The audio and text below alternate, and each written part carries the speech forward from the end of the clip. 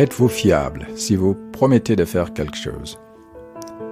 Est-ce que votre famille, vos amis, vos collègues, votre chef peut absolument être sûr que vous allez faire ce que vous avez dit? Si vous dites quelque chose, peuvent-ils être sûrs que c'est vrai? Si on vous confie un secret, peuvent-ils avoir la confiance que vous n'allez jamais le divulguer à d'autres? Êtes-vous digne de confiance? Êtes-vous intègre? Vous avez compris, je vous propose aujourd'hui une réflexion sur l'intégrité et comment s'exercer à être intègre. C'est quoi être intègre? Là-dessus, beaucoup a été écrit. Beaucoup de ce qui a été écrit est le plus souvent nuageux, sombre ou simplement compliqué. Mais si on enlève la coquille ésotérique, le noyau dur de l'intégrité peut se résumer en une chose simple. Être intègre, c'est véritablement penser ce qu'on dit et faire ce qu'on dit. Pour moi, la définition la plus claire et la plus complète de ce qu'est l'intégrité est donnée dans le verset 2 et 3 du début de la sourate 61. أيها الذين آمنوا لم تقولون ما لا تفعلون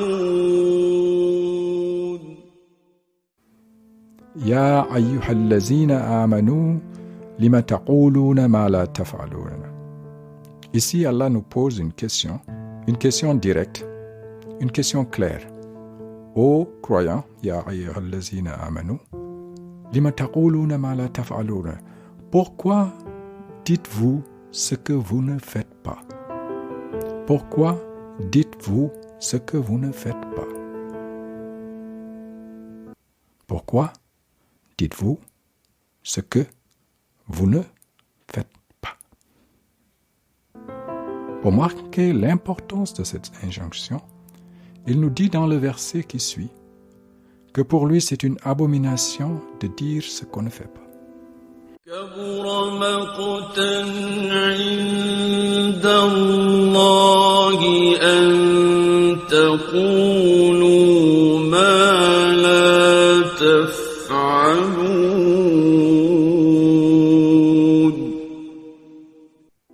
كبر مقتا عند الله أن تقولوا ما لا تفعلون.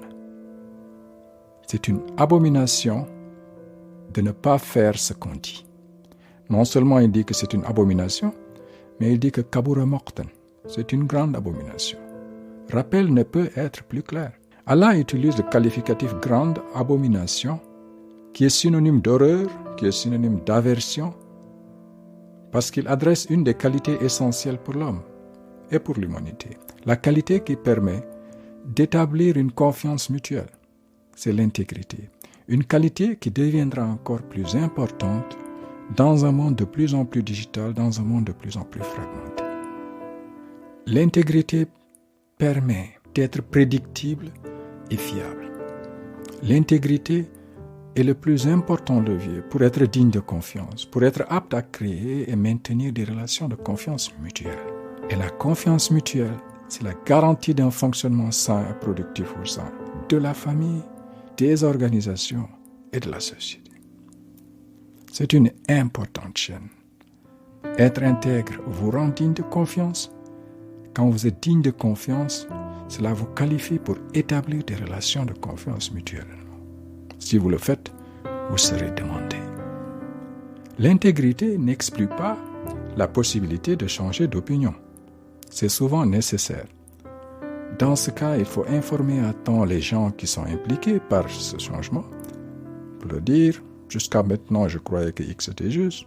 Je considère maintenant que Y est mieux parce que... » 3 points de suspension. Les grands leaders qui ont transformé en bien les sociétés, les gens en qui nous avons confiance, les gens qui nous inspirent, sont ceux qui vivent à l'enseigne de l'intégrité, à l'enseigne de la cohérence de leurs paroles avec leurs actes. Tous les messagers, tous les prophètes avaient le plus haut degré d'intégrité. Dans la sourate 26, Allah inspira à 5 d'entre eux a déclaré à leur peuple la même phrase. Inni lakum rasulun aminun. Je suis pour vous un messager digne de confiance. Rasulun aminun. N'appelle-t-on pas d'ailleurs le prophète Mohammed sallallahu alayhi wa sallam as-sadiq, le véridique, et al-amin, le digne de confiance, avec toutes les qualités que le prophète a. Ce sont ces deux qualités qui émergent, qui font de lui ce qu'il est. Des titres qu'il a gagnés bien avant d'avoir reçu la première révélation coranique. La vie du prophète, sa méthode de travail, sa façon d'écouter, sa façon de tenir ses engagements, sa façon de tenir ses interactions était essentiellement nourrie par l'intégrité, ce qui lui a permis de construire une communauté planétaire. La réussite des prophètes doit nous inspirer, doit nous donner le courage d'apprendre à être intègre et d'être digne de confiance. يا أيها الذين آمنوا لم تقولون ما لا تفعلون يا أيها الذين آمنوا لم تقولون ما لا تفعلون. Pourquoi dites-vous ce que vous ne faites pas? La question que Dieu pose dans ce verset s'adresse à nous, individuellement, directement. S'adresse à moi qui parle, à toi qui écoutes. Dieu nous parle clairement, le Coran nous parle. Chacun de nous peut décider aujourd'hui, tout de suite, d'apprendre à être fiable. Nous pouvons commencer à apprendre humblement, pas à pas, à cultiver un sens personnel de l'honneur envers nous-mêmes et d'appliquer ce sens personnel de l'honneur envers nous-mêmes à tous les aspects de notre vie. Nous pouvons commencer par nous entraîner à être fiables en commençant avec 4 choses. Premièrement, être fiable en étant ponctuel. Le fait de ne pas être ponctuel est devenu la normalité, un trait dominant de telle sorte que vous sortirez du lot quand vous êtes ponctuel. Ça ne demande pas beaucoup d'efforts. Vous n'avez même pas besoin d'acheter une montre. Vous avez l'heure partout. Dans votre portable, sur l'écran de votre ordinateur, sur le tableau de bord de votre voiture. Vous devez juste cultiver la pratique de planifier votre jour. La ponctualité contribuera à faire de vous une personne digne de confiance.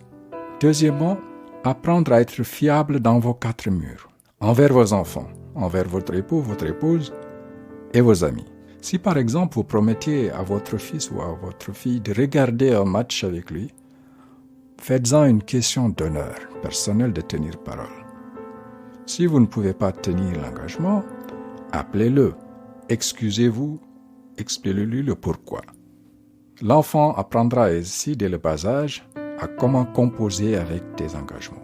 Vous ne pouvez pas être digne de confiance en dehors de votre maison si à l'intérieur de celle-ci, ceux qui sont le plus proches de vous tout le temps vous perçoivent comme un hypocrite ou doutent de vos paroles. Nous devons gagner nos matchs à domicile avant de prétendre de gagner la confiance des autres. Troisièmement, vous pouvez faire de ce verset votre compagnon de tous les jours.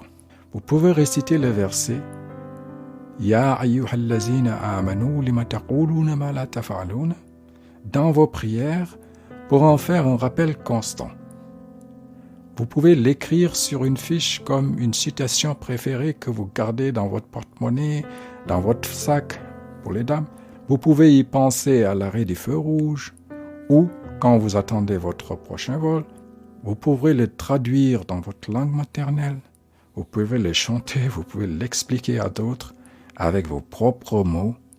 Tout ça pour l'inscrire dans votre mémoire et en faire une boussole.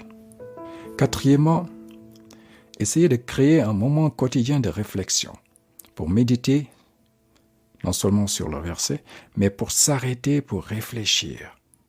Évaluez votre progrès sur le chemin de votre intégrité. Chaque soir, vous pouvez faire votre propre journal télévisé dans votre tête pour passer en revue votre journée. Faire défiler les moments où vous avez tenu parole, où vous avez respecté un engagement. Vous remerciez Dieu pour les progrès que vous faites. Vous célébrez vos petites victoires, tout en sachant que dans votre quête, pour être plus intègre, vous aurez vos petites défaites. Acceptez les bas, acceptez les petites défaites, souriez à vous-même et continuez à travailler sur votre intégrité, à satisfaire Allah en faisant ce que vous dites, en étant fiable, en essayant d'être prédictible. Vous verrez aussi le succès dans votre famille et dans votre profession. Merci de m'avoir donné de votre temps. Vous pouvez retrouver tous les épisodes de mon podcast Al-Wal sur Apple Podcast, Google Podcast, Deezer, Spotify ou sur mon site alwal.com. Vos suggestions sont les bienvenues par email à podcast@alwal.com. Merci. Au revoir.